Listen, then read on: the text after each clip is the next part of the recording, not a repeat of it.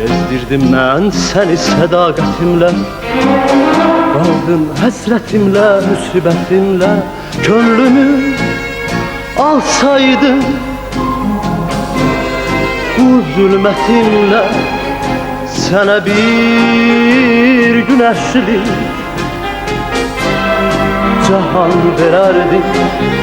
Könlümü alsaydın bu zulmetinle, sana bir güneş qaytaraydılar.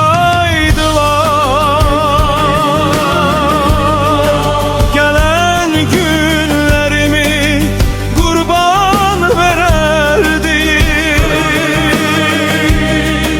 Öter